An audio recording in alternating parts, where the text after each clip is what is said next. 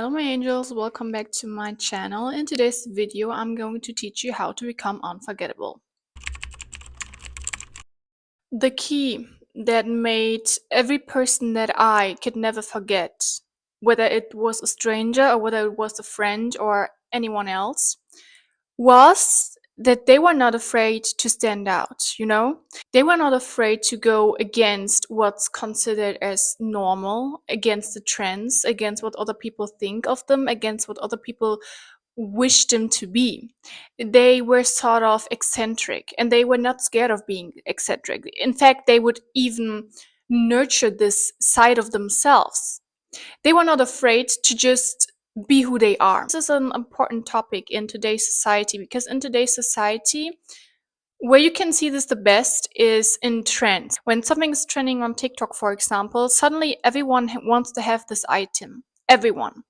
Even people who would never even think about getting a, I don't know, $30 lip gloss in the first place, when they see, oh my god, everyone else is having this thing, they jump on the trend. It's marketing psychology. Your brain thinks that there's a lack of this item. Your brain thinks and sees that everyone is about to get it, so you need to have it as well. Because if not, you're subconsciously scared that the others might push you away. But listen, people who really tend to stick in other people's heads. The people, when you arrive at home and you saw a stranger, you can't stop thinking about them, whether it was their energy, their style, the way they acted, the way they just carried themselves. These are the people who just never care about trends. They never care about jumping on any trends. They never care about becoming what society expects them to be. They don't care. They are not afraid to be weird. They are not afraid to be seen as eccentric. In fact, they nurture their weirdness and their authentic side so much that they know who's ever not going to like them is not even meant to stick with them. And this is why they only attract people who really adore them for who they are. And here we come to another point, polarity. People who can't be forgotten usually have this effect that they create two opposing sides. People either love them or hate them. There's no in between. Either you are completely obsessed with them or you are a hater to your core. They are controversial, they are controversial, but do you know what else they are? Powerful. Because on the one hand, they have these people hating them, but on the other hand, they have these people absolutely obsessing over them, obsessing over who they are, obsessing over what they say, obsessing over how confident they carry themselves with their own authentic being. Don't be afraid to polarize. Don't be afraid to say the thing that everyone is secretly thinking. People are desperately waiting for you to speak up on their secret opinions, but they are too scared to do it themselves because they are scared of rejection. They are scared of being cancelled. They are scared of not fitting into the group. But secretly, they are waiting for someone to do these things. They are waiting for someone to say these things. Why do you think that certain politicians get so famous and so powerful? It's not because they have a lot of money. It's not because, I don't know, they are super pretty. It's because they say the things that people in secret think all the time. It's because they themselves make themselves to become the representation of all of the unheard voices within the masses. So don't be afraid to polarize. Don't be afraid to not be liked by anyone. Have strong opinions and don't be afraid to share them. I don't care at the end of the day because my opinions are my opinions. What are you going to do about them? Cry yourself to sleep at night? Write me text about how wrong my opinion is? I don't care. And this is exactly what makes these people so powerful. They don't care, but you lose all your energy over them. You lose all your energy trying to, put them into the box you want them to be, but they will never be in that box. And this is what triggers you. This is what triggers you. This is what triggers people about other people who are very polarizing. They know they can't control them. They will say the thing that they can get canceled for either way, and they don't care about saying it. For example, Andrew Tate. There are two sides of him. People either love him or hate him.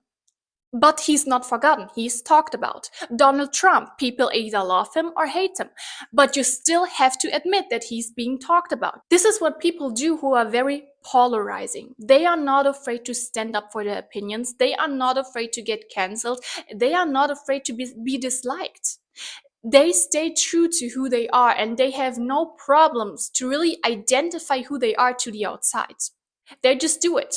And they don't care at the end of the day if you love them or if you hate them. They just go after what they want. And this makes them powerful. Even if you hate them, you have to admit this makes them powerful. Because they are either loved or hated, but they are never forgotten. Another thing is that you have to give people something they can't get anywhere. And that is the feeling of belonging, of being loved, of being heard, of being seen. Do you know what makes cult leaders so powerful? It's not that they ate wisdom with a spoon, or they have these crazy ideas, or they know the truth. It's not like that, you know? People always think, oh yeah, people get into cults because they are searching for an answer and they can find that answer. That's not the truth. Do you know who they are going for, these cult leaders? They go for people who are extremely broken, for the lonely ones, for the forgotten ones, for the ones who don't have anyone. Why do they go for these people? Because these are exactly the people they can make easily feel appreciated, loved, seen, and heard. And they know that. Because if you have a family, if you have a lot of friends, if you have a social circle, you don't need a cult leader to tell you that you're special. You don't need someone else to tell you that you are loved or appreciated or respected. But if you don't have anyone, that's when people can influence you the most. And I don't mean go around and become a cult leader. This is not what I say. But I say give people something that they can benefit from. A lot of people nowadays who want to start with social media just post pretty pictures. Very aesthetic, wonderful pictures of themselves, of their food, of whatever. But at the end of the day, they don't give people anything from real value. They don't give them some kind of support. They don't make them feel loved. They don't teach them something. They just portray themselves in a way. And you can do this if you want to do that. But at the end of the day, people are not going to remember you as much as they remember someone who's, for example, supporting them or making them feel loved. Why? Because people only remember you as much as you triggered their emotional responses. And if they see a pretty picture of you sitting at the beach, they like that picture and then they forget about it. But if you really share something out of your soul to them, make them feel loved, make them think about something, this is when you really trigger a heavy emotional reaction with them. Maybe they are so happy after reading this. Maybe they feel so supported. They feel so loved, so understood. This is when they are going to remember you, because they remember the emotional reaction they had seeing you or seeing your thoughts, and then they remember you. Know what you want and don't be afraid of being disliked for getting it. The last thing you should think about is if someone is liking what you want, if someone is approving of it, if your parents are happy of it, if your friends are happy of it, if the teacher is happy of it. The only thing that's important is that you ask yourself, do I really want it? Is this making me happy? Is this making me fulfilled? And the reason I'm telling you this is that if I see someone who's always going after what they want, no matter what society is telling them, no matter what their friends are telling them, no matter what their parents are telling them, they are still sticking to their goals. I respect them. I respect them because I know this person is not easy to be influenced. This person has a very strong opinion. This person has their own head.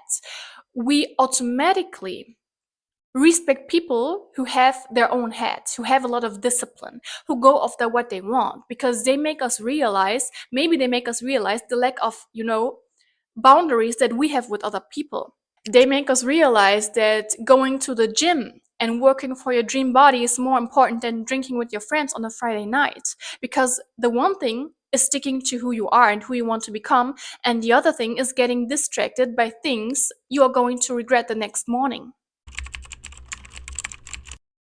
So people who are not forgotten, they are extremely disciplined. They say into your face, I can't go and have a coffee with you right now because I'm working on my book. Sorry. Oh, I can go out with you on Saturday night because I go to the gym. Sorry. They have boundaries and they will always pick their own schedule and their own plans first. They will not make room for anyone. You know, they don't say, oh yeah, I wanted to go to the gym, but now you are asking me to get a coffee and I will just, do my plans different. No, this is not what they're doing. They will say to your face, maybe another time. And this will make you respect them because they are respecting themselves. They are respecting their time, their plans, and their goals. And this will automatically make you respect them. And you will want their time even more. You will crave their presence even more because you know how hard it is to get their presence. And if you do that, if you're not going to be available for everyone 24/7, people will crave your presence even more. And this is very contradicting, because people think, no, I have to give them my presence, and then they get addicted to my presence. I want even more. This is not true. People want what they can have. People always want what they can't have easily. It makes them increasing your value, even subconsciously. They will see an increase in your value because they know how much you value yourself. They know you don't give yourself out easily. You don't cancel on your plans just because they ask you to go out for a coffee. You don't, neglect your own goals, neglect your fitness, neglect your health just because they are doing it. Once I was in a gym with a friend, and after the gym, she was really hungry, so she went to McDonald's. And she was like, oh, do you want something? And I was like, no, I don't eat this. I don't feel good eating fast food. My body is always bloated. I always feel sick. And, I don't like this. And when she ate this, when she was finished, she was like, I feel so bad right now. And I was like, why do you feel bad? And she was like, because your strong boundaries reminded me of my weak boundaries. Your way of saying no to this unhealthy food, despite the fact that you are even as hungry as I am right now, made me realize that I had another option. I had the option to just cook myself something healthy, but my boundaries were so weak that I just gave up and did what was the most convenient for me at that time. And I realized that's the case in a lot of times, when people who go to the same university or are studying the same thing and they see that someone else is learning the whole time, they feel guilty because they realize that this person is making them realize that they are not putting into as much effort into themselves and into learning as they could. And this is when we grew resentment unconsciously. This is when we start to hate people or start to say, oh, I don't know, there's something wrong with them. Most times when we think that there's something wrong with someone else is because this someone is reminding us of either something we hate or either something we want to be. And our conscious mind don't want to deal with the fact that we are maybe jealous of them. Maybe we are jealous of their discipline. Maybe we are jealous of the way they carry themselves. And this is when we say, there's something wrong with them. I don't like them. No, you don't like yourself. This is why you say that you don't like them, because they remind you of the part that you don't like about yourself. Please never ever in your whole life, never be afraid to get cancelled. I know we have extremely, it's insane. Cancel culture is insane. I personally think that getting cancelled is one of the strongest things that can happen for your reputation. And if you really think about it, everyone who is really famous and really influential and really successful at one point got cancelled for something. Every politician, every celebrity, every big influencer that's really impactful had this phase in their life where they would get torn apart by everyone online, And people are so scared of this. They are so scared of the opinions of others. They are so scared to be torn apart. They are so scared to be disliked. And I say to you, people who are unforgotten are not scared of this. In fact, they even try to make this happen, maybe even subconsciously, because they know if you evoke strong feelings in other humans, you become more and more powerful. And maybe you will get hated by them, and maybe you will get cancelled by them or disliked by them, but you will never be forgotten. And if you ever reach this point where you have a name and people remember your name and you are being talked about, whether it's good or bad, if you ever reach that point, from this point, you can recreate yourself all the time. People who are unforgettable are not afraid of change. They are not afraid to let go of what's no longer serving them. They are not afraid to cut ties. They are not afraid to change their jobs. They are not afraid to move out. They are not afraid to lose their friends. They are not afraid of change. Being afraid of change subconsciously means that you are afraid that this is the best that you can get. I can't lose this job. I will never find a better job. I can't lose this friend who's disrespecting me because I will never find friends again. I can't leave this relationship because no one is ever going to love me again. This is what happens when you are afraid of change. You think this is the best that it can ever get.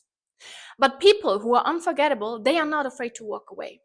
They are not afraid to say, okay, this thing served me. It's no longer serving me. In fact, it's damaging me, and I am walking away right now. Because I know the universe is abundant. I will always find my people, I will always attract money, I will always find the right opportunities because I believe in abundance. People who are unforgettable always believe in abundance, an abundance of attention, an abundance of financial questions, an abundance of friends, of romance, of everything. They know the world is abundant. People who think that there's always a lack of something, these are the people who are stuck with things that they are no longer happy with. They are stuck to friends they have outgrown for a long time, stuck with jobs that make them feel horrible because they do not believe in abundance. They do not believe that if they leave that thing behind, there's something so much better waiting for them. And the last thing is, you are not afraid to stand out. You are not afraid to be alone.